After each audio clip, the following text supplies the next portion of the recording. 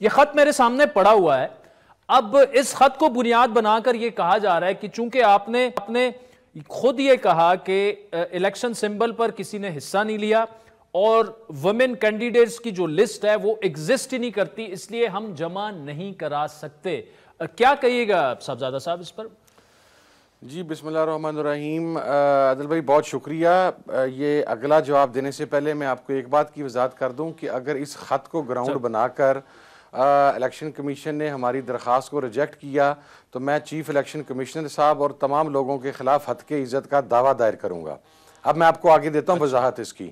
سر 23 تاریخ کو ہمیں ایک خط موصول ہوتا ہے اور اس خط کے اندر ہمیں یہ کہا جاتا ہے کہ آپ نے جنرل الیکشن کنٹیسٹ کرنے سے پہلے ایک ایفیڈیوٹ جمع کروایا تھا، جس ایفیڈیوٹ کے اندر آپ نے یہ بات کہی تھی، اور یہ میں خط آپ کی سکرین کا آپ کے پاس بھی ہوگا، میں آپ کی سکرین کے اوپر بھی چلا دیتا ہوں، آپ اسے اپنے ناظرین کو دکھا سکتے ہیں. ہمیں یہ کہا گیا کہ ہم نے چونکہ کوئی بھی پولیٹیکل پارٹی جب جنرل الیکشن کنٹیسٹ کرتی ہے تو وہ لیگلی پابند ہے کہ کنٹیسٹ کرنے کے لیے اس پارٹی نے انتخابات کے اندر 5% نشستیں عورتوں کو دینی ہوتی ہیں جو جنرل سیٹ کے اوپر الیکشن لڑتی ہیں، جنرل سیٹ پہ، یعنی جنہوں نے 8 فروری کو الیکشن لڑنا تھا. نمبر 1 یہ کہ یہ خط صرف مجھے جاری نہیں کیا گیا، یہ تمام پولیٹیکل پارٹیز کو جاری کیا گیا. آپ الیکشن کمیشن سے جا کے ریکارڈ چیک کر سکتے ہیں. نمبر 2 یہ کہ 23 تاریخ کو خط جاری کر کے، یہ میں خط آپ کے سامنے آپ کی سکرین پہ کر رہا ہوں، اب میں اس کی ہارڈ کاپی بھی آپ کو بھجوا دوں گا. 23 تاریخ والے دن یہ خط جاری کر کے ہمیں یہ بات کہی گئی کہ 72 آورز میں 3 دن کے اندر اندر آپ یہ بتائیں کہ آپ نے اگر الیکشن کنٹیسٹ کیا ہے تو اس کے اندر کیا آپ نے 5% خواتین کو ٹکٹ جاری کیا جنہوں نے جنرل الیکشن لڑا، اور اگر ان خواتین نے جنرل الیکشن لڑا ہے تو ان کی لسٹ دے دیں.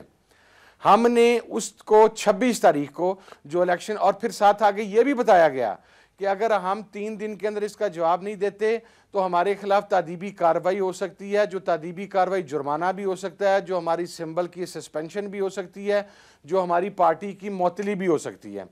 ہم نے اس خط کے جواب میں 23 تاریخ کو الیکشن کمیشن کے خط کے اور اس میں ریفرنس دیا الیکشن کمیشن نے اس کا 206 کا، کہ 206 کے تحت ہم نے 26 تاریخ کو یہ جواب دیا انہیں کہ جناب والا سنی اتحاد کونسل نے جنرل الیکشن کے اندر کسی کو ٹکٹ جاری نہیں کیا. ہمارا الائنس تھا ود پاکستان تحریک انصاف، بلے کا نشان واپس لے لیا گیا.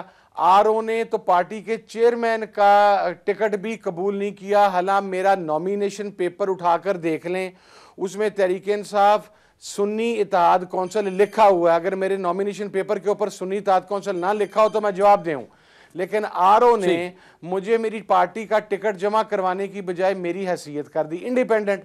میں انڈیپینڈنٹ ہو گیا، ہمارے کچھ ایم پی ایز انڈیپینڈنٹ ہو گئے. اچھا، ہم نے یہ بتایا کہ بھائی جان ہم نے جنرل الیکشن کے اندر کسی کو ٹکٹ جاری نہیں کیا. جب ہم نے ٹکٹ جاری نہیں کیا تو آپ کو ان 5% عورتوں کا جنہوں نے الیکشن لڑنا تھا 8 فروری کو، اس کی لسٹ کہاں سے آپ کو دے دیں جب پارٹی کا چیئرمین ہی نہیں الیکشن لڑ سکا.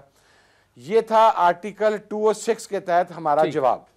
جو مخصوص سیٹیں ہیں وہ ڈیل ہوتی ہیں انڈر آرٹیکل 104 104 کے تحت. اس کے لیے ہم نے 1 ہفتہ پہلے سے درخواست دی ہوئی ہے. اچھا، میرا آرگومنٹ یہ ہے کہ اگر تو یہ جنرل سیٹوں کے حوالے سے صرف میرے سے پوچھا گیا ہے اور میں نے جواب دیا تو میں اس کے لیے جواب دوں. اگر تمام پولیٹیکل پارٹیز کو یہ خط لکھا گیا ہے اور پولیٹیکل پارٹیز نے اپنی وہ لسٹیں پرووائڈ کی ہیں جن خواتین نے لڑ کے جو الیکشن لڑی ہیں اپنے حلقے میں 8 کو، تو پھر بھی میں اس کے اندر سچا ہوں.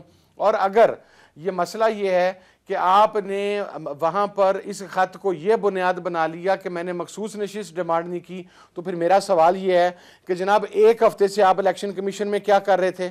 آپ الیکشن کمیشن کے اجلاس کس لیے بلا رہے تھے؟ گزشتہ کل اور کل کا دن اور آج کا دن جو آپ نے 3-3 4-4 گھنٹے پروسیڈنگز چلائی ہیں، پاکستان کے چوٹی کے قانون دان وہاں پر موجود تھے، پھر وہ سب وہاں پر کیوں کر رہے تھے؟ آپ کہتے ہیں کہ سنی اتحاد کونسل نے مخصوص نشست نہیں مانگی، null and void rejected, that's it gone, the case is finished.